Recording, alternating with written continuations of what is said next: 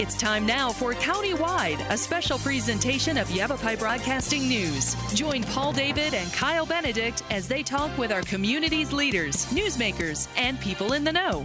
You'll hear about the hot topics that affect all our lives in Yavapai County. And now here's today's Countywide.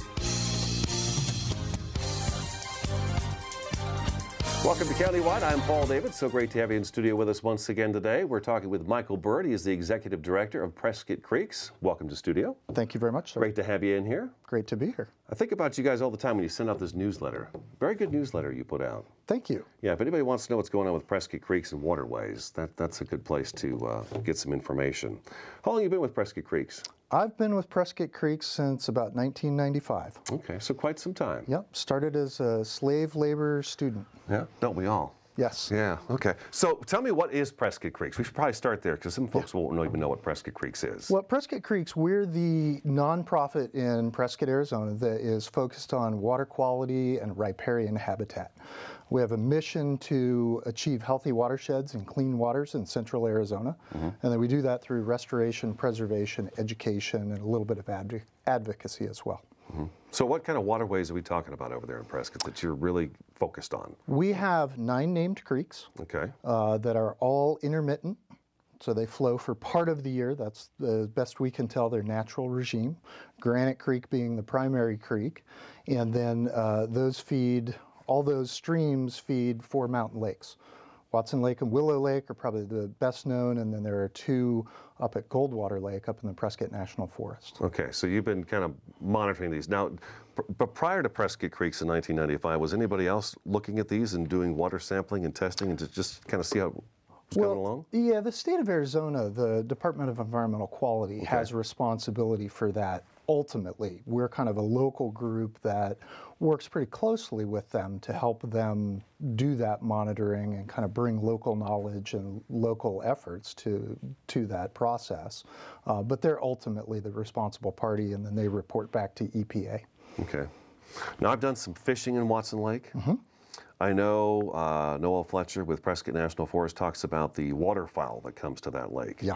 And which makes it a great place to watch for bald eagles as well as Goldwater Lake.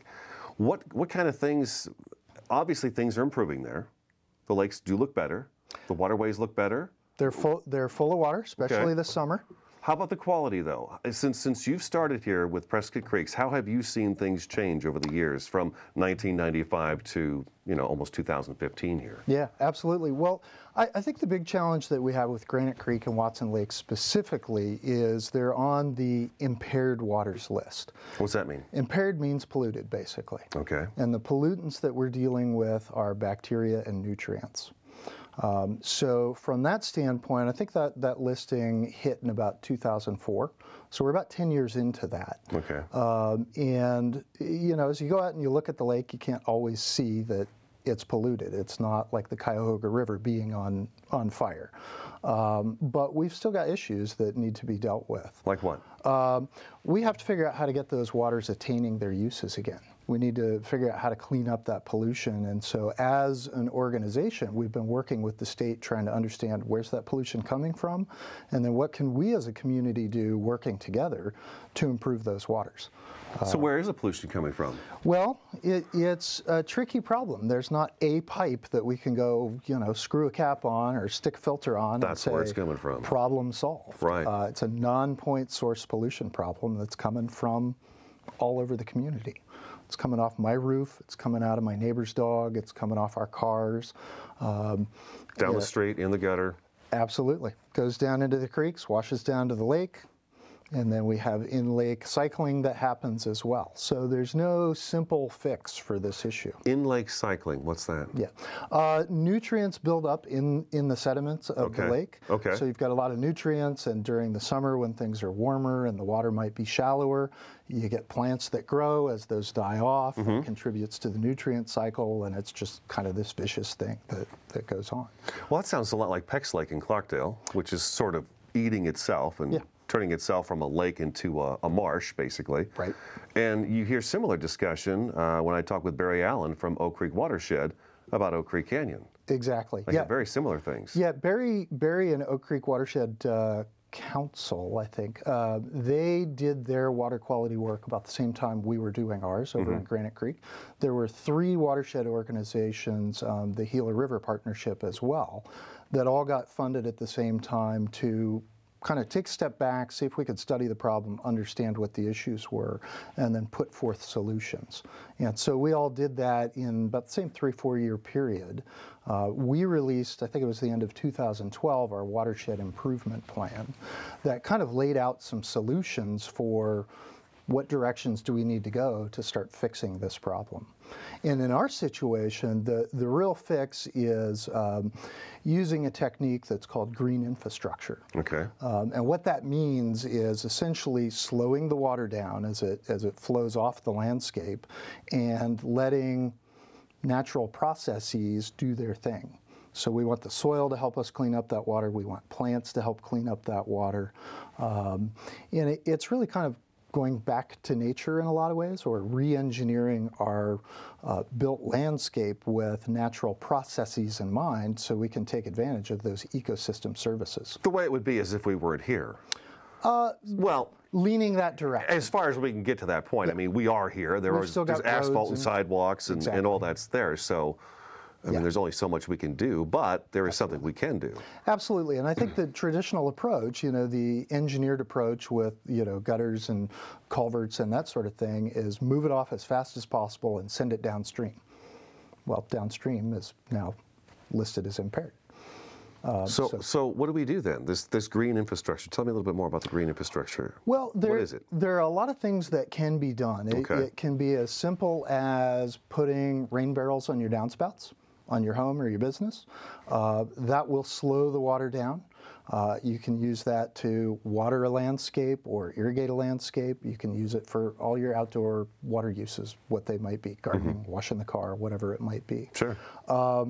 And so it can be on a real small scale, but it can also be on a larger scale. We did 2 projects this year working with the city of Prescott where we took existing facilities and kind of redesigned those so that rather than just catching water and discharging them, they'll catch that water and move it through a longer path as it discharges downstream. Where are these structures you used? Where are they? Yeah. Yeah, we have one that's across from the hospital in Prescott, kind of at the intersection of Whipple and Miller Valley Road, next to the Taco Bell. Its official name is the Whipple Basin, but it's become fondly known as the Taco Basin. And what is it? Is it just a culvert that the water goes? It's a combination of things. When the hospital was built, they got into natural springs, and so there are some sump pumps that essentially create a perennial flow. Okay. So there's a little bit of flow that has always come into this site. It kind of drains down a channel on the north side of the street, comes under the street into through a culvert, and then it comes into basically a big basin that was just, you know, it was a big low spot in the landscape. And there was a little channel that went from, you know, where the pipe comes in over to the corner where it all drains out. It was a very short run for that water. There's also some runoff from the street that comes in on the Miller Valley side.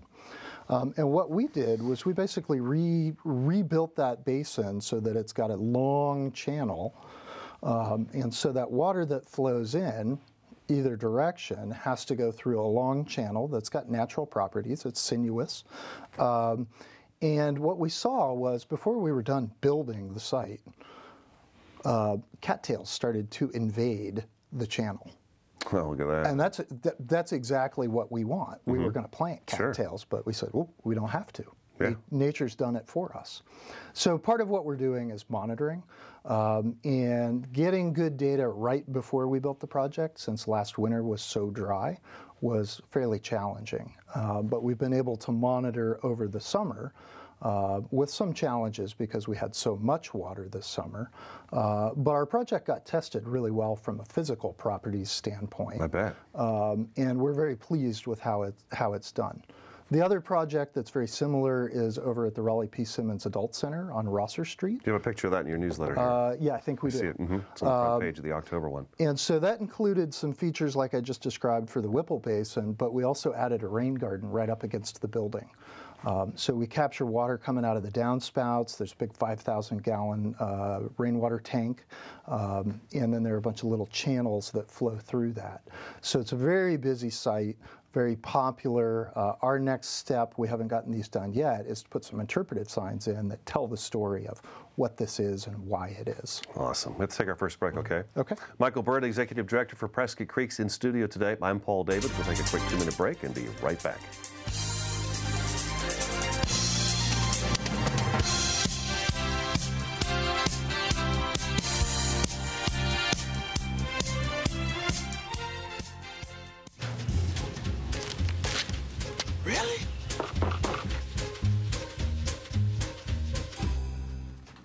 Buzz, what's up, man? You left some leaves burning out here. Yeah, I just came in just for a second. Come on, man. If it's too hot to touch, it's too hot to leave. You could torch the whole neighborhood. It's a good point there, Smokey. 9 out of 10 wildfires are caused by humans. Only you can prevent wildfires.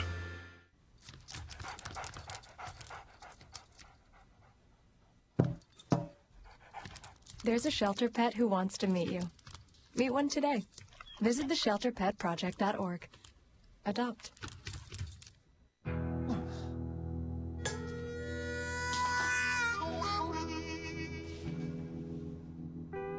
Get caught buzz driving, and you could do some hard time. Craig, knock it off. Sorry, Mom. It could cost you around $10,000 in fines, legal fees, and increased insurance rates. And that could set you back a few years. Buzzed, busted, and broke. Because buzz driving is drunk driving.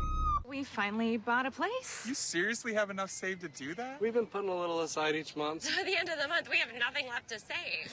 How is my account overdrawn? When it comes to financial stability, don't get left behind. Get tools and tips for saving at feedthepig.org. Good one, son. Last summer, my new dad took me on vacation. First, we went deep sea fishing. Wow! I'm so proud of you, son. And then we went on Thunder Shark.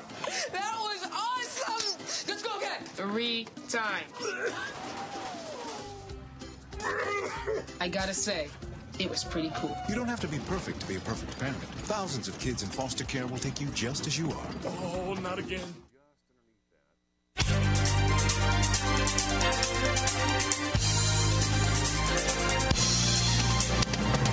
Welcome back to Countywide. We're talking Prescott Creeks with Executive Director Michael Bird. We're back. We are back. Okay.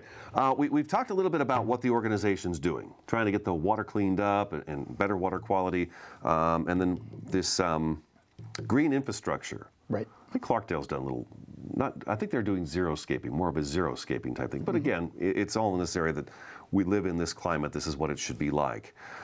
How about we talk, do you want to talk a little bit about some of the events that you guys do? You have some very unique events that you do each year that I think are, like the Granite Creek Cleanup. Maybe we should start with that one right there. Sure. Because I think that you have such a great turnout for Granite Creek Cleanup. There's a great story with the cleanup. And, tell me that story. And, Prescott Creeks has run that event, I want to say 2015 will be our 9th year. But the event has actually been going on for 20, 25 years. We're not quite sure when it started. But for most of its history, it was run by the Keep Prescott Beautiful group. They were a committee out of the city of Prescott. And they ran it for years and years and years, and it was this group of retired folks who every year they got a year older and, one more notch on their belt from having done the cleanup. Sure.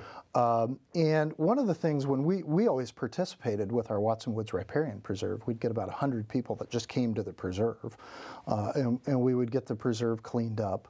But a lot of people thought it was our event because we were the Creeks group. And so we would say, no, it's these guys. They're doing a great job. Sure.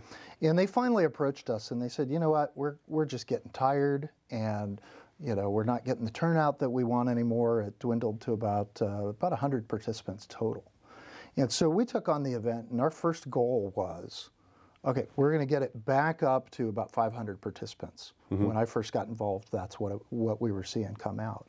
And then we restructured the event a little bit, but within 2-3 years, we got back up to that participation. And 500. About 500. 500 I want to people. say last year we had closer to 6. Wow, that's great. So yeah, it's a great way to connect with the community, and I think it's a great opportunity for community folks to come out and spend 2, 3, 4 hours, depending on how much time they want to invest, really making a difference. You know, you can clean up an area and see that it's cleaned up. Get rid of that eyesore. There's instant gratification. And so I think, you know, connecting people with positive elements, we can read the newspaper all the time, it's just bad news, bad news, bad news. So I think a lot of the work that we try to do is helping involve citizens in being part of the solution. We can create good news. You're definitely a good news story. We try to be. In my book. We try to be. Right, right. Yeah. How good of Keep Prescott Beautiful to realize that, you know what, we're kind of losing steam on this. We need to turn this over to somebody else so we can revitalize it. Yeah, well, it was no brainer for us to say yes. And you know, when we first went into it, I just wanted to keep the high standards that they had set, because I think the event is really an institution in the community. There are a lot of folks that come out and participate in the cleanup that we don't see any other time in the year. That's what they do as their community service and their way to give back, and that's fantastic. How is it that we have so much garbage every year? Well, you know, we thought we were going to work ourselves out of a job when we got back up to 500 people. Yeah, I would think you would. Yeah, at Watson Woods Riparian Preserve, we did kind of have that experience where, you know, with 100 people coming out, in a couple of years, it got down to just little bits of micro trash to pick up, which isn't tremendously rewarding. But that's a good sign. We're making progress. Nobody's rolling tractor tires out of there, huh? Yeah, well, they seem to float up out of the dirt. Gotcha. But yeah, we have not worked ourselves out of a job. We probably average between 3 and 4 tons worth of junk. That is so sad. Every single year. That is so sad. Yeah, and we so still throw out garbage on the ground. Are people doing it intentionally? Is it washing out of backyards or dumpsters tipping over? We really haven't honed in on that yet. But one of the things that we have done is we're taking the recyclables and we're getting those in the right waste stream. But in an effort to try to educate people about what's happening, you know, my pie in the sky idea is that we make a giant pile of 4 tons of trash on the courthouse plaza. That's probably not going to fly. People wouldn't like to see that there, for a whole lot of reasons. Right, right. But I get your point. Yeah, what we have done is we've created this one man's treasure event. Another one, clever. Another event. It's tied clever to the cleanup, where the materials that come out of the cleanup, some of those get brought back to the park. We stage it out at Granite Creek Park, and we lay out tarps on the grass. And it's up to the community members who are picking up the stuff to decide what's trash and what's treasure. And the things that are deemed treasure get laid out on those tarps, and people can pick through that and take it home. And we've worked with the artist community in Prescott to take those materials, and the term is upcycle them into really something beautiful. I don't know if we've got the slides up, but yeah, Ryan's showing them. Some of the artwork. One of my favorites is up right now. The bird by Royce Carlson, I think, did this one, and all those materials came out of the creek. Yeah. You know, you can see there's a rake, and it looks like the blue piece is a cap for a welding tank. It's really clever. And so these artists have really used a tremendous amount of creative power to reinterpret the story of trash in our creeks and our waterways.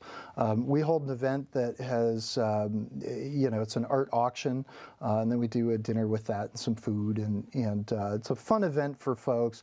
Helps us generate a little bit of funding for the organization, underwrites the cleanup, helps us keep the lights on in the office. But it's just fantastic to see that transformation of things that come in as just trash that a guy like me would, stick in the recycle bin or in the trash can, and then turn it into something that people are going to pay hundreds of dollars for. It's amazing. Yeah. It's amazing. Let's take another break. Michael Bird's in studio today. You can find out more information. You can actually see some of the pictures we're seeing on screen too if you're listening on the radio at PrescottCreeks.org. Countywide back in just a couple minutes.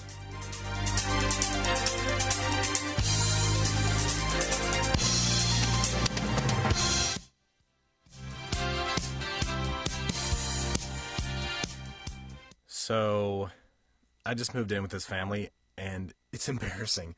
The little one, he likes to go outside and crawl around in the giant litter box. I don't know what he's doing. I mean, I was born and I knew how to use the litter box. Look at that. That's disgusting. Oh, poop already.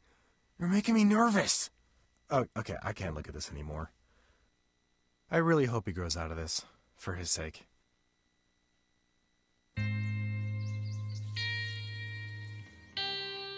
Time to wake up.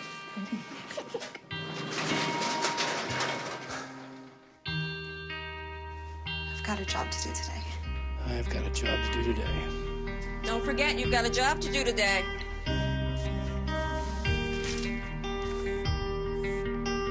Hey, Mom. I got the job. Thanks.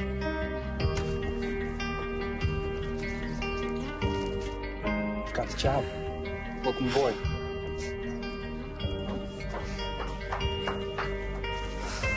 Have a good first day at work, Mom. Your donations to Goodwill fund job training programs right in your community. Feels good to start fresh, right? Sure does. And like that, you're a job creator. Get out to the forest Let the kids connect to their roots. It's gonna be so much fun. Yeah! Woo-hoo! Hey, guys, wait up! and discover the wonders of nature with your family. These trees are the key to our way of life. Fresh air. What a glorious morning! Clean water. Woohoo! This is great! An endless forest adventure. Let's rock this jungle! Yo, this is untapped territory. How amazing! Visit discovertheforest.org to find a forest near you.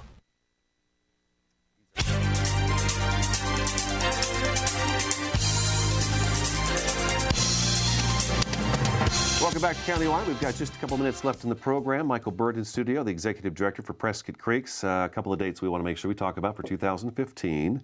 On Saturday, April 18th is the cleanup, the Granite Creek cleanup. Correct. Very successful. I know you guys give T-shirts away. You meet in the morning, and then there's a lunch. And we discontinued the lunch, but you get your T-shirt at the beginning of the day. So depending on what the T-shirt looks like, everybody's walking around, and 600 people on the same T-shirt. It's pretty cool. Yeah. And then we hook you up with a snack, and Starbucks is always there, feeding people great coffee. That's part of their sponsorship. It's a nice time to get outside and spring.